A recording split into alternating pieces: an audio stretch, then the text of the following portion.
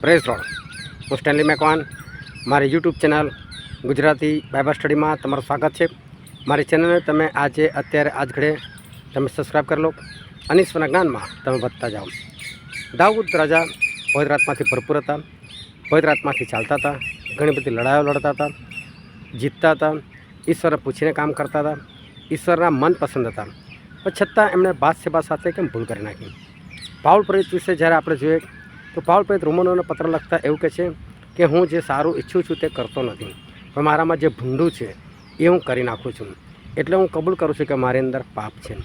તો પાઉલ પ્રેરિત આટલા સરસ ઈશ્વરના પ્રેરિત, ઈશ્વરનું દર્શન પામેલા, તો એમનામાં પાપ કેમ હતું? એ કેમ પાપથી દૂર નહોતા રહી શકતા?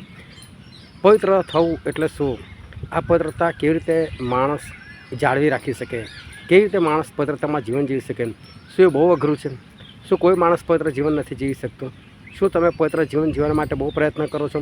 શું તમે ઘણી વખત પ્રયત્ન કરો છો, ઘણી વખત નિર્ણય કરો છો કે હું આમ કરીશ તેમ કરીશ, પરંતુ તમારાથી 2 દિવસ 4 દિવસ પછી થતું નથી? કેમ તમે પવિત્રતામાં જીવન નથી જીવી શકતા? એની પાછળનું શું કારણ છે એ જાણવા માટે આ વિડીયોને આખો જુઓ।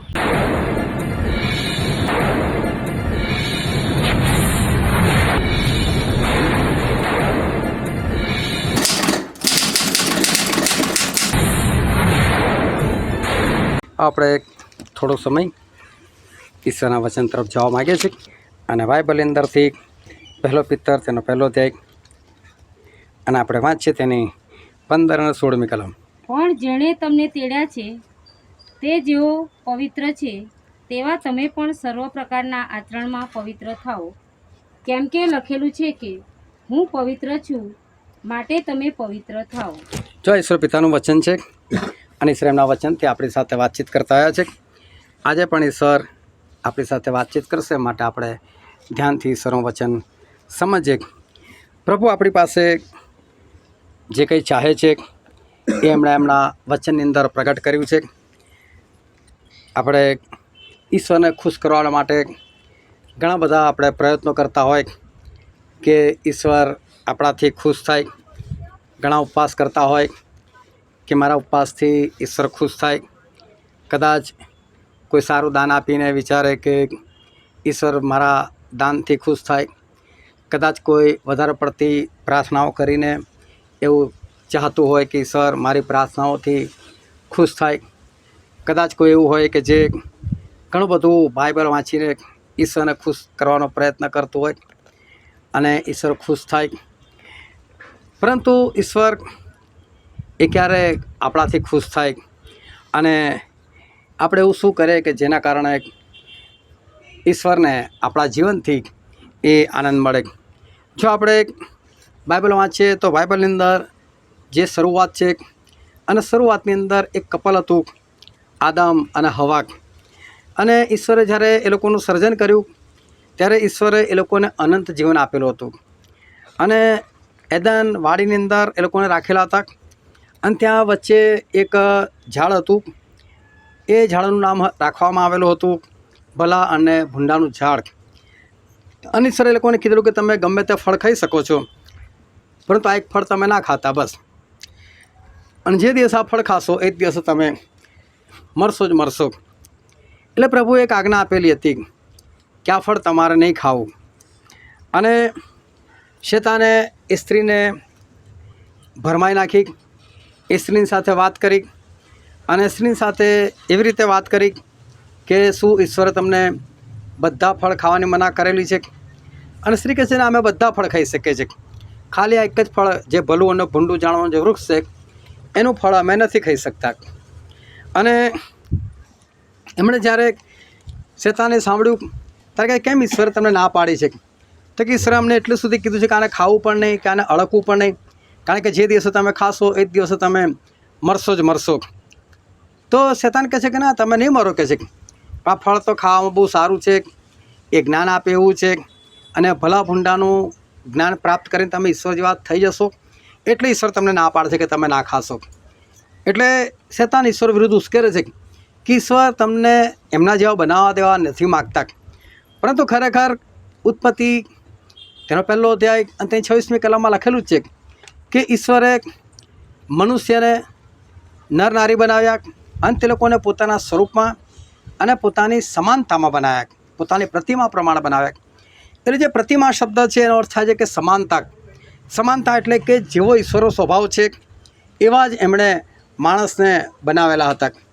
એનો બીજો અર્થ એવો થયો કે ઈશ્વર જેવા શુદ્ધ છે, ઈશ્વર જેવા પવિત્ર છે એવા જ ઈશ્વરે મનુષ્યને બનાવેલા હતા. એટલે કે આપણે લોકો એ પવિત્ર હતા અને ઈશ્વરે આપણને પવિત્રતાની અંદર આપણું સર્જન એ કરેલું હતું.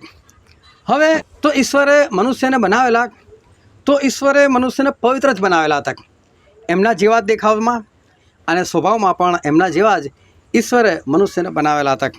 તો શૈતાને એક ફળ ખવડાવ્યું અને એને કારણે આપણી જે પ્રતિમા હતી, બાહ્ય સ્વરૂપ તો રહ્યું, તો આપણી જે પ્રતિમા એટલે ઈશ્વર સાથેની જે સમાનતા હતી એ સમાનતા આપણા જીવનમાંથી જતી રહી. એટલે કે જે પવિત્રતા હતી એ પવિત્રતા જતી રહી. અને ત્યાર પછી આપણે આખું બાઇબલ વાંચીએ કે આપણું પોતાનું જીવન જોઈએ કે આપણા અડોશી પડોશીઓ કે આપણા સગાઓનું જીવન જોઈએ, તો બધી જગ્યાએ એક જ પ્રોબ્લેમ છે કે જે લોકો ઈશ્વરમાં જીવન જીવવા માગે છે એ લોકો પવિત્ર બનવાના માટે એ લોકો ધમ પછાડા કરે છે. બસ અમારે પવિત્ર બનવું છે, અમારે ઈશ્વર જેવા થવું છે, અમારે આગળ વધવું છે, પણ ધમ પછાડા એટલા માટે થવાતું નથી. એવું પ્રયત્ન લોકો કરે છે પરંતુ થતું નથી. એવું કેટલા બધા લોકો સતત સંગતની અંદર રહે કે જેથી કરીને એ લોકો પવિત્ર બની શકે. કેટલાક લોકો ઉપવાસ સહિત એ પ્રયત્ન કરે કે લાય હું ઉપવાસ કરું, સતત પ્રાર્થનામાં રહું કે જેથી કરીને હું ઈશ્વર જેવો બનું. એવું નથી કે સંગતમાં ના રહેવું જોઈએ, કે ઉપવાસ ના કરવા જોઈએ, કે પ્રાર્થના ના કરવી જોઈએ, કે વચન ના વાંચવા જોઈએ. બધું માણસ આ બધું કરે છે, પરંતુ છતાં જે પવિત્રતા એના જીવનમાં આવવી જોઈએ એ પવિત્રતા આવતી નથી. દાઉદ એ નાનપણથી ઈશ્વરમાં ખૂબ સરસ રીતે ચાલનાર વ્યક્તિ, નાનપણથી એ ઈશ્વરને આધીન થઈને ઈશ્વરના માર્ગમાં ચાલતા હતા. નાનપણથી ઈશ્વરનું સામર્થ્ય એમની પાસે હતું. એકવાર જ્યારે રીંછ આવે છે, રીંછ આવીને એક ઘેટાના બચ્ચાને ઉંચકીને ભાગવાનો પ્રયત્ન કરે છે, ત્યારે આ દાઉદ પાછળ ભાગે છે. એમને બીક નથી લાગતી, કારણ કે ઈશ્વરના સામર્થ્યથી ભરેલા છે. એ દોડે છે અને એ રીંછને મારી નાખે છે અને ઘેટાના બચ્ચાને છોડાવી લે છે. એકવાર સિંહ આવે છે અને સિંહ ઘેટાને ઉંચકીને ભાગે છે, ત્યારે પણ દાઉદ એની પાછળ ભાગે છે અને સિંહની દાઢી પકડીને સિંહને મારી નાખે છે અને ઘેટાને છોડાવે છે.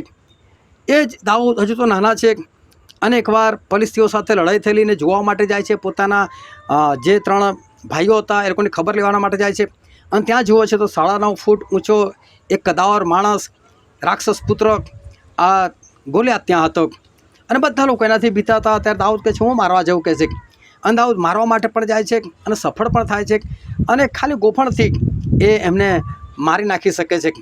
અને ત્યાર પછી એ રાજા બને છે અને હંમેશા એ ઈશ્વરને પૂછીને જ કામ કરે. જ્યારે ઈશ્વરે એમને એટલી શક્તિ આપેલી હતી કે 10,000 લોકોને મારી શકે, પરંતુ હંમેશા ઈશ્વરને પૂછે ઈશ્વર હું લડવાના માટે જાઉં. લડાઈ થાય એટલે પહેલાં પૂછે પ્રભુ લડવા માટે જાઉં, ઈશ્વર કે જા. પણ એટલાથી બસ ના કરે, ફરી પૂછે કે પ્રભુ તમે મને વિજય આપશો? તો ઈશ્વર કે હા. તો બી હજુ ત્રીજો સવાલ કરે, પ્રભુ તમે દુશ્મનોને મારા હવાલે કરી દેશો? તો કે હા હું કરી દઈશ. અને આ બધી પૂછપરછ કર્યા પછી જ લડવા માટે જાય. એટલે કે પોતાની શક્તિ પર આધાર નહીં, પોતાના સામર્થ્ય પર આધાર નહીં, પરંતુ ઈશ્વર પર આધાર રાખીને એ લડવાના માટે જાય અને હંમેશા વિજય પ્રાપ્ત કરીને આવે. એમના રાજ્યની અંદર ઇઝરાયલ પુત્રો ખુશ હતા, બધા આનંદિત હતા, ચારે તરફની શાંતિ હતી. ઈશ્વરે દાઉદને પણ ચારે તરફની શાંતિ આપેલી હતી.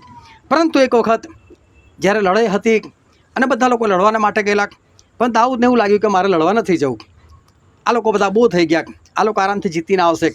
અને દાઉદ પોતાના મહેલમાં હતા, બપોરના સમયે સૂઈ રહેલા હતા. સાંજે ઉઠે છે, પેલી બાજુ લડાઈ થઈ રહી છે અને આ દાઉદ એ તો પોતાના ઘરમાં આરામ ફરમાઈ રહ્યા છે. સાંજે ઉઠે છે અને પોતાના ટેરેસ પર એ ફરતા હતા અને બાથશેબા નામની એક સ્ત્રીને નહાતા જુએ છે અને એને બોલાવીને એની સાથે વ્યભિચાર કરે છે. એક એવો વ્યક્તિ કે જે ઈશ્વરના સામર્થ્યથી ભરપૂર છે, એક એવો વ્યક્તિ કે જે ઈશ્વરના સામર્થ્યથી આગળ વધે છે, એક એવો વ્યક્તિ જે પવિત્રતામાં ચાલે છે, એક એવો વ્યક્તિ કે જે ઈશ્વરનો મનપસંદ વ્યક્તિ, પરંતુ જો આ જગ્યા પર એનાથી એક ભૂલ થઈ ગઈ અને એનાથી પાપ થઈ ગયું.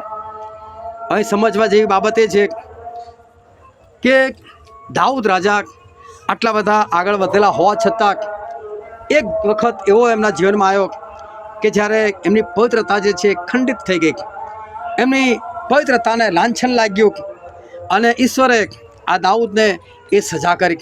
કેટલા બધા સાવધ હતા દાઉદ, કેટલા સાવધ રીતે એ આગળ વધતા હતા, પરંતુ એમના જીવનમાં કેવી પરિસ્થિતિ આવી. અને જો આ જ બધું થાય છે, ભલે અલગ અલગ પાપ હોય છે, પરંતુ માણસ એ પવિત્રતામાં રહેવાનો બહુ પ્રયત્ન કરે છે, એ સંગતમાં રહે છે, પ્રભુ ભોજન પાળે છે, એ વચનો વાંચે છે, પણ છતાં જે પવિત્રતા એના જીવનમાં આવવી જોઈએ એ પવિત્રતા માટે એણે બહુ મહેનત કરવી પડે છે, એને બહુ ભારે લાગી જાય છે. અને સમયે સમયે જે તે પાપ એના જીવનમાં આવી જ જાય છે, પાપ એનાથી થઈ જ જાય છે. અને એના કારણે એ નિરાશ પણ થાય છે, હતાશ પણ થાય છે કે હું આટલું બધું જીવવાનો પ્રયત્ન કરું છું, છતાં મારી સાથે કેમ આવું, કેમ મારાથી પાપ થઈ જાય છે, કેમ હું જે નથી કરવા માગતો એ મારા થઈ જાય છે. એટલે સુધી કે પાઉલ પ્રેરિત પોતે પણ એકવાર વાત કરે છે. અને આપણે બાઇબલની અંદર વાંચીએ રોમનોના પત્ર એનો 7મો અધ્યાય, અને આપણે વાંચીએ તેની 14, 15, 16 કલમ. કેમ કે આપણે જાણીએ છીએ કે નિયમ આધ્યાત્મિક છે, પણ હું દૈહિક છું અને પાપને વેચાયેલો છું. કેમ કે હું જે કરું છું તે હું સમજીને કરતો નથી, કારણ કે હું જે ઈચ્છું છું તે કરતો નથી, પણ જે હું ધિક્કારું છું તે હું કરું છું. ત્યારે હું જે ઈચ્છતો નથી તે જો હું કરું છું, તો હું નિયમ વિશે કબૂલ કરું છું કે તે સારો છે. પાઉલ પ્રેરિત કહે છે કે જેને હું ધિક્કારું છું એ કરી નાખું છું, કે જે સારું છે મારે કરવું જોઈએ, કરવાનો પ્રયત્ન કરો, પણ નથી થતું કે છે મારાથી. અને જે ના કરવું જોઈએ એ મારાથી થઈ જાય છે. આપણે કોઈ સામાન્ય વ્યક્તિની વાત નથી કરતા, પણ પાઉલ પ્રેરિતની વાત કરે છે. આગળ વાંચો એની 17 અને 18મી કલમ. તો હવે જે તે કરે છે તે તો હું નથી, પણ મારામાં જે પાપ વસે છે તે જ તે કરે છે. કેમ કે હું જાણું છું કે મારામાં એટલે મારા દેહમાં કંઈ જ સારું વસ્તુ નથી, કારણ કે ઈચ્છવાનું તો મારામાં છે, પણ સારું કરવાનું મારામાં નથી. જો પાઉલ પ્રેરિત કહે છે કે ઈચ્છવાનું છે મારા પાસે, બહુ સારું સારું ઈચ્છું છું, પણ સારું કરાતું નથી, મારાથી ભૂલ જ થઈ જાય છે, મારાથી પાપ થઈ જાય છે. આ પાઉલ પ્રેરિત એ પોતાની રીતે વાત કરે છે.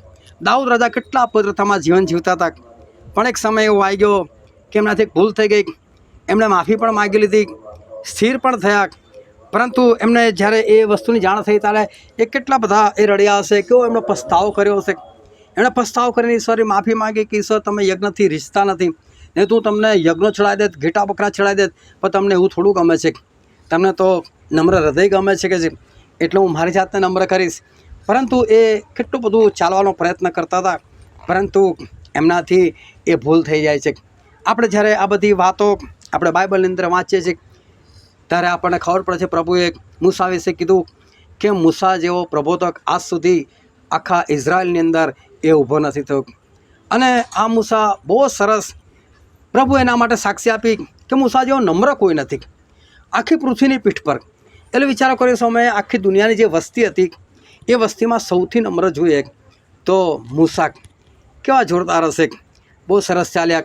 ઇઝરાયલ પુત્રો બહુ એમની સામે કચકચ કરે, એમનો વિરોધ કરે, અમને ભૂખે મરવા માટે લાવ્યો છે, અમને તરસે મરવા માટે લાવ્યો છે, પણ મૂસા નમ્રતાથી જવાબ આપે, શાંતિ રાખે, અને એ મૂસા એ લોકોનું સહન કરે. એમનામાં જબરદસ્ત સહનશીલતા, ઇઝરાયલ પ્રત્યે ખૂબ જ પ્રેમ, એમના જીવનમાં નમ્રતા એટલી બધી, આ બધા ગુણ એમનામાં હતા. જે પવિત્ર આત્માના જે બધા ફળ છે એ મૂસાના જીવનની અંદર આપણને સ્પષ્ટપણે દેખાય. અને મૂસા ખૂબ જ સરસ રીતે એ ઈશ્વરમાં એ આગળ વધતા હતા. પરંતુ એક વખત આ ઇઝરાયલ પુત્રો એ ઈશ્વર પાસે એ માંસની માગણી કરે છે કે ઈશ્વર અમને તો કહે છે કે તમે માંસ આપો, કહે છે આ રોજ ઉઠીને શું માન ના ખાવાનું, રોજ ઉઠીને તમે તો અમને માન ના આપો છો, માન અમને ગમતું નથી. એને હલકો ખોરાક એ લોકોએ ગણ્યો અને એમણે એ માંસ માગ્યું. અને એ વખતે મૂસાને પણ ખરાબ લાગ્યું કે આ લોકો બધા માંસ કેમ માગે છે, માંસમાં શું છે એવું. એ લોકોએ છોડી દીધું હોત કે માંસ ના ખાતું હોત તો એમાં કયા મરી જવાના છે, પરંતુ આ લોકોએ બધાએ માંસની માગણી કરી, અને માંસની માગણી કરી અને મૂસાને પણ ખોટું લાગે છે. અને એ વખતે મૂસા ઈશ્વર સાથે વાત કરે છે. અને બાઇબલની અંદર લખેલું છે ગણનાનું પુસ્તક તેનો 11મો અધ્યાય 11 થી 15. અને મૂસાએ યહોવાને કહ્યું, તે તારા સેવકને કેમ દુઃખ દીધું છે, અને હું તારી દૃષ્ટિમાં કેમ કૃપા ન પામ્યો કે તું એ સર્વ લોકોનો ભાર મારા પર નાખે છે? શું એ સર્વ લોકો મારા પેટમાં નીપજ્યા છે? શું મેં તેઓને જન્મ આપ્યો છે કે તું મને કહે છે કે જેમ બાળક બાપ પોતાની ગોદમાં ધાવણા બાળકને રાખે છે તેમ જે દેશ સંબંધી મેં તેઓના પિતૃને આગળ સમ ખાધા તેમાં તેઓને ઉંચકી લઈ જાક. એ સર્વ લોકોને આપવાનું હું માંસ ક્યાંથી લાવું? કેમ કે તેઓ મારી આગળ રડી રડીને કહે છે કે અમને માંસ આપ કે અમે ખાઈએ. હું એકલો એ સર્વ લોકોને ઊંચકી શકતો નથી, કેમ કે તે બોજ મારા ગજા ઉપરાંત છે. અને જો તું મારી સાથે એ પ્રમાણે વર્તે ત્યારે તો હું તારી દૃષ્ટિમાં કૃપા પામ્યો હોઉં તો મને મારી નાખ, કે મને મારું દુઃખ જોવું ના પડે. ઈશ્વરની આગળ આ મૂસા કહે છે. આ વખતે મૂસાને એવું થાય છે, આ લોકોને બધાને મેં પેદા કર્યા છે, મારા લોકોનો ભાર ઉચકીને જવાનો. ઈશ્વરની આગળ વાત કરવા લાગ્યા. આ લોકો બધા કેવા છે કે છે આ બધા લોકોને કહે છે તું મારાથી દૂર કર, કે છે કાં તો મને એ લોકોથી દૂર કર, મને મારી નાખ. ત્યાં સુધી આ મૂસા ઈશ્વર પાસે એ માગણી કરે છે. બહુ અજાયબ જેવી વાત છે કે મૂસા આટલા બધા પવિત્રતામાં જીવતા હતા, પરંતુ જો એમનાથી પણ આ જગ્યા પર એક ભૂલ થાય છે અને ઈશ્વરને કહે છે ઈશ્વર તો મને મારી નાખો તો સારું, બાકી આ બધાનો બોજ જે છે મારેથી ઉંચકાતો નથી, અને તમે મારી પર કેમ બધું નાખી દીધું છે? જાણ ઈશ્વરે જબરદસ્તી કરી હોય એમ મૂસા આ જગ્યા પર એ બોલી નાખે છે. એલિયા કે જેમને જીવતા આકાશમાં ઉઠાવી લેવામાં આવ્યા, એ જીવતા ઈશ્વર પાસે પહોંચી ગયા. ઈશ્વરે પોતાના અગ્નિઘોડા અગ્નિરથ એમના માટે મોકલ્યા. એ એલિયા કેટલા બધા સરસ હતા. અને જ્યારે આ એલિયાને મારવાના માટે ઇઝેબેલ પાછળ પડેલી હતી અને આ એલિયા એ ભાગી જાય છે અને રસ્તાની અંદર એ ઈશ્વર સાથે એ વાત કરે છે. અને આપણે વાંચીએ 1 રાજા 19:4. પણ પોતે એક દિવસની મજલ જેટલે દૂર અરણ્યમાં ગયો ને જઈને એક રૂતેમ વૃક્ષ તળે બેઠો. ત્યાં તેણે મોત માગ્યું અને કહ્યું કે હવે તો બસ થયું, હવે તો હે યહોવા મારો જીવ લઈ લે, કેમ કે હું મારા પિતરો કરતાં સારો નથી. આ એલિયા એ કહે છે હું એકલો જ બચ્યો છું, કે છે અને કે હું તમારું કામ કરું છું અને આજે મારે આવા દિવસો જોવા પડે છે. હું એકલો જ બચ્યો છું અને બધા મને મારી નાખવા માટે મને પાછળ પડ્યા છે.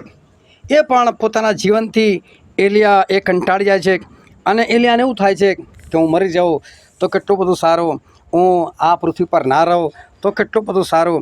અને ઈશ્વરને કહે છે ઈશ્વર જો તમારી કૃપા હોય ને તો મને મારી જ નાખો, બસ મારે જીવવું જ નથી. એલિયા એક દિવસ કંટાળી જાય છે. હું તમને કહેવા માગું છું કે પવિત્રતામાં જીવન જીવવું એ લોકોને કેટલું બધું મુશ્કેલ લાગી જાય છે. લોકો બહુ પ્રયત્ન કરે છે, પરંતુ એ પવિત્રતાની અંદર એ લોકો આગળ વધી શકતા નથી. કોઈને કોઈ સમય એવો આવે છે, ઘણા બધા પ્રયત્નો કર્યા પછી પણ એક સમય એવો આવે છે કે લોકોને એવું લાગે છે કે બસ હવે વાર્તા ખલાસ, અને હવે અમારી પવિત્રતા જે છે એ પવિત્રતા એ જળવાઈ શકવાની નથી. અને જ્યારે કોઈથી પાપ થઈ જાય છે, લોકો દુઃખી પણ થાય છે કે અમે આટલા બધા પ્રયત્નો કર્યા છતાં પણ અમારા જીવનની અંદર આવું થઈ ગયું, અમે જે નહોતું કરવા ચાહતા એ જ અમારાથી થઈ ગયું. પરંતુ ઈશ્વર તો શરૂઆતથી આપણને પવિત્ર બનાવેલા. માણસો 100% પવિત્ર હતા, થોડા ઘણા નહીં, 100% પવિત્ર હતા, બધું સારું હતું માણસનું, પરંતુ એક પાપ કર્યું અને ત્યાર પછી પવિત્રતાના માટે લોકો મહેનત કરે છે, પરંતુ થતું નથી. આ જો તમે તમારા જીવનમાં ઘણી વખત આ અનુભવ કર્યો હશે, તમે ઘણી વખત તમે ઘણા બધા નિર્ણયો લીધા હશે, હવે તો આજ પ્રમાણે જીવન જીવવું છે. બની શકે તમે કદાચ નિર્ણય કર્યો હોય કે બસ હવે આજથી મારો ગુસ્સો નથી કરવો, અને પછી તમે 1 દિવસ 2 દિવસ 4 દિવસ ગુસ્સો ના કર્યો અને 5મા 6ઠા 7મા દિવસે કંઈક એવી ઘટના બની અને જેના કારણે તમને ગુસ્સો આવી ગયો, તમારા લડાઈ ઝઘડા થઈ ગયો અને તમને ખ્યાલ આવે કે મેં તો શું નક્કી કરેલું. અને પછી એવું થઈ જાય, મન ઉઠી જાય છે કે છોડો તો આવું જ જીવન જીવીએ, હવે તો લડાઈ ઝઘડામાં જ જીવન જીવીએ, ગુસ્સામાં જ જીવીએ, એવું મન થઈ જાય છે. માણસ પ્રયત્ન કરે છે પણ જ્યારે નથી થતું ત્યારે એને એવું લાગે છે કે બસ હવે તો આવું જ જીવન જીવવાનું. તમે ઘણી વખત નક્કી કર્યું હશે હવે આ કામ કરવું છે, તેમ કરવું છે, તમે તમારા સભાન અવસ્થાની અંદર તમે નિર્ણયો કર્યા હશે. ઈશ્વર આગળ તમે પ્રાર્થના કરીશ, ઈશ્વર હવે તો આમ જ જીવીશ, ઈશ્વર હવે તમને બોલવાનો મોકો નહીં આપો. પણ જ્યારે પરિસ્થિતિ આવે ને તમને યાદ પણ આવશે કે આ મેં તો આવું નક્કી કર્યું છે, આ મારે નથી કરવાનું, અને છતાં તમારી પર જાણે એવી કોઈક શક્તિ એ તમારી પર ઘર કરી ગઈ હશે, એવો કોઈ ફોર્સ, એવો કોઈ ધક્કો જાણે તમને કોઈ મારે ના તું કર, અને તમે કરી જ બેસો છો એ વસ્તુ. અને બીજા દિવસે આપણે પસ્તાવો થાય, કદાચ કલાક 2 કલાક પછી પસ્તાવો થાય, આ મારે નહોતું કરવું જોઈએ, મેં તો નિર્ણય કરેલો આવું મારે નથી કરવું, પણ આજે મારે જ થઈ ગયું. પવિત્રતાની અંદર જીવન જીવવું એ ખરેખર બહુ ભારે પડી જાય છે અને માણસથી એ થતું નથી. માણસ વારે ઘડીએ એ પડ્યા કરે છે. પાઉલ પ્રેરિત ચોખ્ખું લખે છે, રોમનોને પત્ર લખતા લખે છે, મારામાં જે સારું નથી, અમારે હું ઈચ્છવાનું તો બહુ સારું છે પણ કરી નહીં શકતો કે છે, એમ એ કબૂલ કરે છે. પરંતુ ફિલિપીઓના પત્રમાં લખેલું છે તેનો 3જો અધ્યાય અને તેની 15મી કલમ. માટે આપણામાંના જેટલા પૂર્ણ છે તેટલાય એવી જ મનોવૃત્તિ રાખવી, અને જો કોઈ બાબત વિશે તમને જુદી મનોવૃત્તિ હોય તો દેવ એ પણ તમને પ્રગટ કરશે. જો આ જગ્યા પર પાઉલ પ્રેરિતના શબ્દો ખાસ ધ્યાનથી સમજો. આપણામાંના જેવો પૂર્ણ છે. જો આ જગ્યા પર પાઉલ એવું નથી કે હવે હું અધૂરો છું. આ જગ્યા પર પાઉલ એવું નથી કહેતા કે હવે મારામાં પાપ વસે છે. હવે પાઉલ પ્રેરિત એવું નથી કહેતા હું જે ઈચ્છું છું તે નથી કરી શકતો.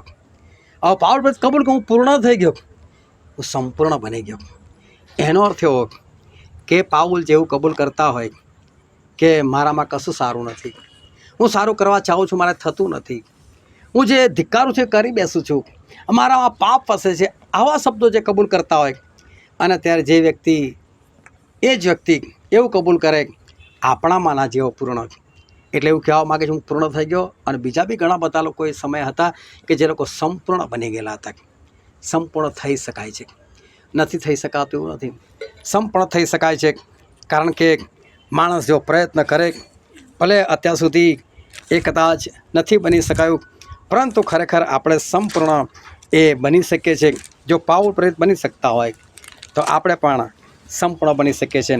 અને યાકૂબના પત્રમાં એવું લખેલું છે ત્યાં 3 અધ્યાય, અને આ 3 અધ્યાય એની અંદર જીભ વિશે ઘણું બધું લખેલું છે.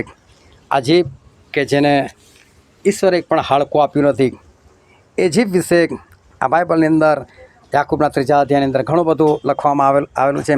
પણ આપણે એની કલમ વાંચીએ, 4થી કલમ વાંચ્યું તો જુઓ, વહાણો પણ કેટલા બધા મોટા છે, તેઓ ભારે પવનથી ધકેલાય છે, તો પણ બહુ નાના સુકાનથી સુકાનીની મરજી હોય તે તરફ તેઓને ફેરવવામાં આવે છે. અહીંયા કહે છે કે વહાણ બહુ મોટું હોય, પણ કે એનું જે હેન્ડલ હોય છે એ ખૂબ જ નાનું હોય છે. આ વહાણ તમે જુઓ ને તો એટલા બધા મોટા હોય, 5-5, 10-10 માળની બિલ્ડિંગોની અંદર આવી જતી હોય, મોટા મોટા ક્રિકેટના ગ્રાઉન્ડ એની અંદર હોઈ શકે છે. એની અંદર આ જે પ્લેન ઉતરવાનું આખું એરપોર્ટ પણ હોઈ શકે છે. એટલા મોટા મોટા વહાણો હોય છે, પરંતુ એને વાળવા માટે, એને ટર્ન લેવા માટે કંઈ બહુ મોટું ગવંડર હોતું નથી, હેન્ડલ એનું બહુ મોટું હોતું નથી, એ બહુ નાનું હોય છે. અને પછી આગળ શું લખેલું છે? તેમ જીભ પણ એક નાનો અવયવ છે, છતાં તે મોટી મોટી બળાશ મારે છે. જુઓ, કેટલો થોડો અગ્નિ કેટલા મોટા વનમાં દવ લગાડે છે. અહીંયા જીભ વિશે લખેલું છે કે જીભ પણ એમ આખા શરીરમાં બહુ જ નાનો અવયવ છે, પણ એ બહુ મોટી આગ એ લગાડી શકે છે. આગળ, જીભ તો અગ્નિ છે, દુષ્ટતાનું જગત છે. આપણા અવયવમાં જીભ એવી છે કે તે આખા શરીરને મલિન કરે છે, તે ભૂમંડળને સળગાવે છે, અને તે પોતે નરકથી સળગાવવામાં આવેલી છે. આ તમે જીભ વિશે ઘણું બધું વાંચશો, ઘણું બધું જીભ વિશે લખેલું કે જીભ એ તો નરકની અગ્નિ સળગાયેલી છે, એ માણસને નરકમાં લઈ જાય છે. પણ એના માટે ખાસ વાત લખેલી છે, અને આપણે વાંચીએ એની બીજી કલમ. કેમ કે આપણે સઘળા ઘણી બાબતમાં ભૂલ કરીએ છીએ. જો કોઈ બોલવામાં ભૂલ કરતો નથી તો તે સંપૂર્ણ માણસ છે, અને પોતાના આખા શરીરને પણ અંકુશમાં રાખવાની શક્તિમાન છે. હાલેલુયા. ધ્યાનથી સમજો. અહીંયા ઓલું કે જે માણસ બોલવામાં ભૂલ નથી કરતો એ કેવો છે? સંપૂર્ણ. હવે તમે વિચાર કરો કે આખા શરીરની અંદર એક નાનો અવયવ કયો છે? જીભ. બરાબર, ખાલી એને જ કંટ્રોલમાં રાખવાની છે. આને જે માણસ કંટ્રોલમાં રાખે તો બાઇબલ એવું કહે છે એ સંપૂર્ણ માણસ છે. પાઉલ પ્રેરિત એ જ કહે છે કે હું જે નથી ઈચ્છતો ને મારાથી થઈ જાય છે. પણ કહે છે હવે આપણામાંના જેટલા પૂર્ણ લોકો છે, એટલે કે આ જે બધા સંપૂર્ણ બની ગયા છે, તો સંપૂર્ણ કઈ રીતે બનાય? બસ ખાલી આ જીભને કંટ્રોલમાં રાખવાની છે. અને આ જીભને જે માણસ કંટ્રોલમાં રાખતા શીખી જાય, એને અંકુશમાં રાખે, તો એ માણસ સંપૂર્ણ છે. એનો અર્થ એ થયો કે આપણે સંપૂર્ણ બનવું હોય તો આ જીભને કંટ્રોલમાં રાખવી પડે. આ જીભ જે છે ને એનાથી ઘણા બધા શબ્દો બહાર આવે છે. એક ભાઈ હતા અને એમને એક સ્વર પેટી જે આપણા ગળામાં આવે એ કાઢી નાખેલી, તો ઓપરેશન કરીએ એટલે એમનાથી બોલાય નહીં, અવાજ બહાર ના આવે. પણ એક દિવસ એમના ઘરે ગયો ને તો પતિ પત્ની લડતા હતા. હવે પહેલાં એમના મોઢામાંથી અવાજ આવો અવાજ નીકળે બસ, પણ એવી રીતે બી બોલે, અવાજ ભલે બહાર ના નીકળે, પણ આ રીતે બી ઉપયોગ તો કરી જ નાખે જીભનો.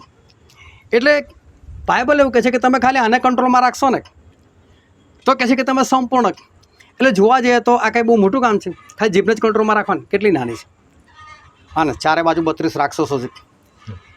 એ લોકોને ઓર્ડર કરી દો કે આ સેજ બી આમ તેમ કહે તો ચાવી નાખજો નાના, એને જ બચકું ભરી દેજો. થઈ શકે કે ના થઈ શકે? હા કે ના? કોઈ હાથ નહીં બોલતું. બધાનો પ્રોબ્લેમ એનો જ છે ને. આ જીભ એને જો તમે કંટ્રોલમાં રાખતા થઈ જાઓ તો તમે સંપૂર્ણ. અને પ્રભુ એવું કહે છે જે આપણે વચન વાંચેલું કે જેવો હું પવિત્ર છું તેવા તમે સર્વ પ્રકારના આચરણમાં પવિત્ર થાઓ. આ પવિત્ર થવું હોય તો આ જીભ છે ને એ એક એવો અવયવ છે કે એનાથી ઈશ્વરની આપણે આરાધના પણ કરે અને એનાથી જ લોકોની નિંદા કરે, એનાથી જ આપણે બાઇબલ વાંચીએ, એનાથી લોકોને ગાળો પણ બોલે, એનાથી આપણે ઈશ્વરના વચનો પણ પોકારીએ, એનાથી ક્રોધ પણ કરો, એનાથી ગાળ પણ બોલે. જીભ એક જ છે, એના ઉપયોગ ડબલ થઈ રહેલા છે. એને જે માણસ કંટ્રોલમાં કરી નાખે એ સંપૂર્ણ થઈ જાય. અને પ્રભુ એવું જ કહે છે કે સર્વ પ્રકારના આચરણમાં તમે મારા જેવા પવિત્ર થાવ. તો બહુ આસાન છે કે ખાલી આપણે જીભને કંટ્રોલમાં રાખવાની છે. એને કંટ્રોલમાં રાખીશું તો બધું સારું થઈ જશે. હવાએ જોયું કે આ ફળ છે ને ખાવામાં સારું છે, લચકો તો જીભને જ લાગ્યો ને કે ખાવામાં સરસ લાગશે, ચલો ખાઈ નાખો. એટલે એણે ખાઈ નાખ્યું. એટલે આ જીભનો બહુ મોટો રોલ છે. પણ ઈશ્વર તો આપણને સર્વ પ્રકારના આચરણમાં પવિત્ર બનવાનું કહે છે. કેમ પાઉલ પ્રેરિત પહેલાં નહોતા પવિત્ર અને પછીથી કેમ પવિત્ર બની શક્યા? કેમ દાઉદ રાજાથી એક ભૂલ થઈ પણ ત્યાર પછી ઈશ્વરમાં બરાબર ચાલી શક્યા? એનું કારણ છે કે એ લોકો પ્રયત્ન કરતા હતા. અને પ્રયત્ન કરીશું ને તો આપણે પણ આગળ વધીશું. અને આપણે જે પ્રયત્ન કરવાનો છે એ ખાસ પ્રયત્ન એ છે કે પ્રેરિતોના કૃત્યો તેનો 1લો અધ્યાય અને તેની 8મી કલમ. પણ પવિત્ર આત્મા તમારા પર આવશે ત્યારે તમે સામર્થ્ય પામશો અને યરૂશાલેમમાં, આખા યહૂદિયામાં, સમરૂનમાં તથા પૃથ્વીના છેડા સુધી તમે મારા સાક્ષી થશો. બાઇબલ કહે છે પણ પવિત્ર આત્મા તમારા પર આવશે ત્યારે તમે સામર્થ્ય પામશો. આ જીભને કંટ્રોલમાં રાખી હોય કે આપણા શરીરને અંકુશમાં રાખવું હોય તેના માટે ફક્ત પવિત્ર આત્માના સામર્થ્યની જરૂર છે. એટલે પ્રભુ જ્યારે માણસને બને ત્યારે પવિત્ર આત્મા આપેલા હતા, એમની સમાનતામાં બનાવેલા હતા. પણ સમાનતા માણસે ખોઈ નાખી, એટલે કે પવિત્ર આત્મા ખોઈ નાખ્યા. એટલે આપણે પવિત્રતામાંથી અપવિત્ર બની ગયા. પરંતુ હવે ફરી પાછું આપણે એક જ કામ કરવાનું, પવિત્ર આત્માને પોતાની અંદર લેવાના છે. અને જો પવિત્ર આત્માને આપણે પોતાની અંદર લઈ લઈશું, એમના સામર્થ્યથી ભરપૂર થઈશું, તો આપણે ઈશ્વરના જેવા સર્વ પ્રકારના આચરણમાં આપણે પવિત્ર થઈ જઈશું. અને માટે આજે આપણે દરેક જણ એ પવિત્ર આત્માના માટે આપણે તૈયાર થઈએ. હાલેલુયા. આવો આપણે દરેક જણ આપણે આંખોને બંધ કરીએ, આપણા મસ્તકો એ જીવતા દેવની હજુરમાં નમાય. અને જે ઈશ્વર એવું કહે છે કે જ્યારે પવિત્ર આત્મા તમારા પર આવશે ત્યારે તમે સામર્થ્ય પામશો. એ પવિત્ર આત્માને આપણને પુષ્કળ જરૂર છે. તમે જે પ્રયત્ન કરો છો આત્મિક બનવાના માટે, પવિત્ર બનવાના માટે, આગળ વધવાના માટે, પરંતુ દરેકમાં તમને જે તકલીફ પડે છે, તમે કોઈ જગ્યાએ હિંમત હારી જાઓ છો, કોઈ જગ્યાએ તમે થાકી જાઓ છો, તમે જે નથી કરવા ચાહતા તમે કરી જ નાખો છો. પણ તેનું કારણ છે પવિત્ર આત્માનો અભાવ, પવિત્ર આત્માની ગેરહાજરી. પરંતુ આજે ઈશ્વર એમના વચનથી આપણને શીખવાડ્યું છે કે આપણે એમના આત્માથી જો ભરપૂર થઈશું તો આપણે પોતાની જાતને કંટ્રોલમાં રાખી શકીશું. કેમ કે પવિત્ર આત્માનું સામર્થ્ય એની સહાયથી આપણે સઘળું કરી શકીએ છીએ. કારણ કે પાઉલે જ કીધું કે મારામાં પાપ વસે છે, પરંતુ એ કહે છે કે જે મને સામર્થ્ય આપે છે તેની સહાયથી હું સઘળું કરી શકું છું. ઓલા આપણે પવિત્ર આત્માની સહાયતાથી બધું કરી શકીશું. એ પવિત્ર આત્મા ઈશ્વરે એમના લોકોના હૃદયમાં આપ્યો છે. પવિત્ર આત્મા તમારા હૃદયમાં રહેવા માટે આવે છે, પરંતુ એના માટે આપણે હૃદયને ખાલી કરવાની જરૂર છે. આ સમય છે કે જો ઈશ્વર તમને તમારા હૃદયમાં એ કોઈ વાતો દેખાડે છે, જો હૃદયમાં ભૂંડી કલ્પનાઓ છે, જો હૃદયની અંદર ખોટા વિચારો છે, જો કોઈના પ્રત્યે ઈર્ષા દેખાય છે, જો કોઈના પ્રત્યે ક્રોધ છે, જો કોઈની સાથે લડાઈ ઝઘડો છે, જો કોઈની નિંદાઓ હોય એ હૃદયની અંદર ભરેલી છે, તો વાલો અત્યારે સમય છે કે તમે તેને બહાર કાઢી નાખો. તમે ઈશ્વર પાસે જાઓ અને ઈશ્વરની સાથે પસ્તાયક હૃદયથી વાત કરો અને ઈશ્વરને કોઈ ઈશ્વર મારા હૃદયને તમે ખાલી કરો. મારા હૃદયની અંદર જે કંઈ બાબત છે જે તમને નથી પસંદ એને તમે બહાર કાઢી નાખી દો. જો તમને કોઈની પ્રત્યે વેર છે તો આજે વેર પ્રભુ ઈશ્વરના નામમાં નીકળી જાય. તમે ઈશ્વરને આગળ વિનંતી કરો, પસ્તાયક હૃદયથી માગો કે આ પ્રભુ મારા હૃદયમાંથી વેર, ઈર્ષા, અદેખાય, કપટ, નિંદા સગળું તમે દૂર કરો. કારણ કે વાલાઓ પવિત્ર આત્મા તમારી અંદર આવે એની પહેલાં એમના માટે જગ્યા થવી જરૂરી છે. અને માટે તમે તમારા હૃદયને જગ્યા કરો, ખાલી કરો તમારા હૃદયને. અને આજે ઈશ્વર તમને દરેકને જેટલી ખાલી જગ્યા છે એટલા ભરશે તમને. તમારા હાથમાં છે, કારણ કે ઈશ્વર કોઈને માપીને હાથમાં આપતા નથી. તમને જેટલો જો એટલો મળશે, પણ તમે પોતાની જાતને કેટલા ખાલી કરો છો એની પર આધાર છે. તમારા હાથ સરપણી ઊંચા રાખો, ઘૂંટણ પર રહો, કારણ કે આજે ઈશ્વર એ તમને એમના હાથમાંથી ભરવા માગે છે. પૂરા પસ્તાગ્રહ સાથે હાથ ઊંચા કરીને ઈશ્વરને કહો કે ઈશ્વર મને તમારા હાથમાં પૂરો પાડો. ઈશ્વર આગળ વિનંતી કરો. Yes my Jesus, yes holy spirit. હા પ્રભુ પવિત્ર આત્મા દેવ, અમે તમને વિનંતી કરીએ છીએ, અહીં હાજર તમામ પર તમે ઉતરી આવો પિતાજી. Yes lord. પ્રભુ પવિત્ર આત્મા દેવ, અમે તમને વિનંતી કરીએ છીએ, તમારા બાળકો પર આવો પિતાજી. આવો પરમેશ્વર પિતા, અમે સર્વ પ્રકારના આચરણમાં તમારા જે પવિત્ર બનવા માગીએ છીએ પિતાજી. પ્રભુ પવિત્ર આત્મા દેવ, તમારા આત્મા વગર, તમારા સામર્થ્ય વગર અમે સર્વ પ્રકારના આચરણમાં પવિત્ર બની શકવાના નથી. માટે અમે તમારી પાસે માગી રહ્યા છીએ પરમેશ્વર પિતા. પવિત્ર આત્મા દેવ આવો, આવો પરમેશ્વર પિતા. Yes holy spirit touch. પવિત્ર આત્મા દેવ, તમારા લોકોનો સંપૂર્ણપણે કબજો તમે લે લો પિતાજી. એક એકનું મુખ પરમેશ્વર તમારી સ્તુતિને માટે ખુલ્લું કરો પિતાજી. તમારી આરાધના માટે એક એકનું મુખ તમે ખુલ્લું કરો પિતાજી. હા પ્રભુ પવિત્ર આત્મા દેવ, પૂરા પરાક્રમ સહિત, પૂરા બળ સહિત પિતાજી. હા પરમેશ્વર પિતા, જેમ 50માના દિવસે તમે ઉતરી આવેલા પરમેશ્વર પિતા, એ જ પરાક્રમ સહિત પિતાજી અત્યારે જ અગ્નિની છૂટી પડતી જીભો લોકોને છોવામાં આવે, એક આંધીને તોફાન આવે પરમેશ્વર પિતા. Yes holy spirit, feel everybody lord. ભરો મારા પિતા, એક એકને ભરો પવિત્ર આત્મા દેવ. Yes in the name of Jesus Christ.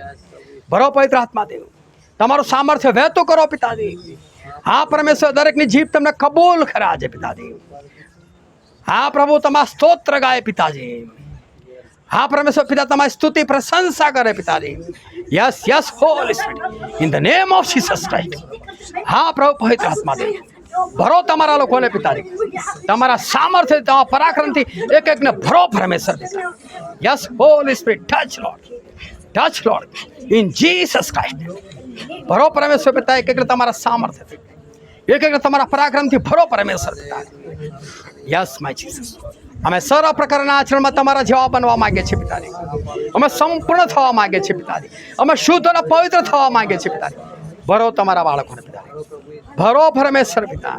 Yes yes yes holy spirit, feel એક એકને ભરો પિતાજી, તમારા પરાક્રમથી, તમારા સામર્થ્ય પિતાજી. Thank you Jesus, thank you my lord. હા પરમેશ્વર પિતા, આજે અમારામાંથી કોઈ પણ ખાલી ના રહે પિતાજી, પરંતુ એક એક જણ ભરપૂર થાય પિતાજી. પ્રભુ ઈશ્વરના નામમાં ભરપૂર થાય. Yes in the name of Jesus. Yes holy spirit. Yes my Jesus, in the name of Jesus Christ. Yes my lord. Hallelujah Jesus. Thank you Holi spirit. હા પ્રભુ, તમારા લોકના પરમેશ્વર પિતાજી સ્પર્શ કરો પિતાજી. તમારા આત્માથી ભરો પિતાજી, તમારા સામર્થ્યથી ભરો. Yes my Jesus. Yes holy spirit. Thank you Jesus. Thank you my lord. Yes Jesus. Hallelujah my lord. હા પ્રભુ, તમારી હાજરીના માટે અમે તમારો પુષ્કળ આભાર માને છીએ પિતાજી. અમે તમારી સ્તુતિ પ્રશંસા કરે છે પિતાજી. હા પ્રભુ, તમારા બાળકોને તમે જેનો અનુભવ કરાવ્યો તેના માટે અમે તમારો આભાર માને છીએ. અમે તમારી સ્તુતિ કરે છે પિતાજી. દરેક જણ પિતાએ સર્વ પ્રકારના આચરણમાં પવિત્ર બને, આગળ વધે તે કૃપા માંગે છે પિતાજી. તમારા પત્રકમાં તમે શરણ ઢાંકી દો. તમારા સ્વર્ગદૂતો મોકલીને દરેકનું રક્ષણ કરો. સહી સલામત લાગે, સહી સલામત દરેકને પોતપોતાના ઘરે તમે પહોંચાડજો પિતાજી. આ ઘરના દરવાજા તમારા નામથી તમારા લોકો માટે ખુલ્લા છે, તેનો આશીર્વાદ તમે પૂરો પાડજો તે કૃપા માંગે છે. સગળો માનવીમાં તમને આપતા અમારા મુક્તિદાતા ઉદ્ધાર કરતા પ્રભુ ઈશ્વરના નામમાં આમેન.